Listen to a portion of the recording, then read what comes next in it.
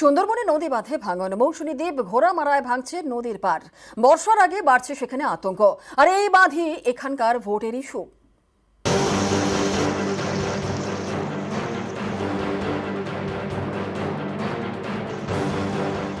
দক্ষিণ চব্বিশ পরগনার সুন্দরবন বারবার প্রাকৃতিক বিপর্যয়ের মুখে পড়েছে। এতে সবথেকে বেশি ক্ষতিগ্রস্ত হয়েছে নদী বাঁধ। দুর্যোগের পরেও রেহাই নেই, একটু একটু করে ভাঙছে মাটির বাঁধ, কখনো কোটালের জলের স্রোতে, কখনো বর্ষায়। এ ছবি নামখানার মৌসুমী দ্বীপ এবং দারিকনগরে। বিপদ বাড়ছে সাগর ব্লকের ঘোড়ামারাতেও।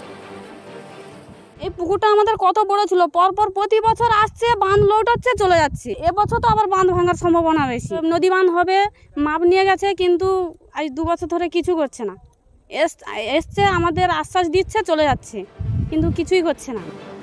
মৌসুমী দ্বীপ, ঘোড়ামারা এই এলাকাগুলি মথুরাপুর লোকসভা কেন্দ্রের মধ্যে পড়ে, তাই এখানকার ভোটের ইস্যুও নদী বাঁধ।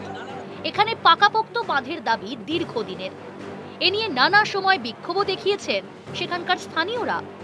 তাদের দাবি, ভোট এলে এখানে রাজনৈতিক দলগুলির যাতায়াত বাড়ে, পাকা বাঁধের প্রতিশ্রুতি মেলে, ভোট মিটলে যে কে সেই। তারা আসে বারবার প্রতিশ্রুতি দেয় যে এইভাবে হয়ে যাবে, এবার আইলা বাঁধ হবে, তোমরা ইয়ে হয়ে গেছে, সমস্ত স্যাংশন হয়ে গেছে, আমাদের সমস্ত কাজকর্ম রেডি, কিন্তু দেখা যায় সেই 5 বছর পর আবার ভোট এলে আবার প্রতিশ্রুতি হয়। এইভাবেই চলছে। কেন্দ্র থেকে টাকা এসছে এবং আন্তর্জাতিক ক্ষেত্রে সুন্দরবন ডেভেলপমেন্টের প্রচুর টাকা এসছে, কিন্তু কোনো সরকার, বিগত কোনো সরকার, কোনো সাংসদ, কোনো বিধায়ক তারা এই বিষয়ে সদিচ্ছা দেখায়নি, বরং তার সিংহভাগ টাকাটা কেন্দ্র থেকে বরাদ্দ সিংহভাগ টাকাটা তারা পকেটস্থ করেছে, যার জন্য সুন্দরবনবাসী তাদের নদী বাঁধের যে সমস্যা সেই যে তিমিরে ছিল সেই তিমিরেই আছে। এই কাকদ্বীপের বুকে তথা নামখানার বুকে যে উন্নয়নটা হয়েছে এবং আজকের দিনেও যে উন্নয়নটা হচ্ছে, এটা সত্যি সত্যি যাদের তাদের চোখে আবার চশমা দিতে হবে, এটা অভিযোগ করতে হয়। তাই অভিযোগ করছি। একটা কথা বলুন তো, কেন্দ্রীয় সরকার 10 বছর ক্ষমতায় রয়েছে, কোন কাজটা নামখানার জন্য, এই কাকদ্বীপের জন্য করেছে বলতে পারবেন? উত্তর চব্বিশ পরগনার হিঙ্গলগঞ্জ। শনিবার সন্ধেয় এখানকার রমাপুরের রায়মঙ্গল নদীর বাঁধে ধস নামে। নদী পাড়ের বাসিন্দাদের সরিয়ে নিয়ে যায় প্রশাসন। রবিবার থেকে শুরু হয় বাঁধ মেরামতি। এই নদীর বাঁধে বাচ্চা কাচ্চা নিয়ে আছি, কত ভয়ে ভেঙে চিড়ে যাচ্ছে।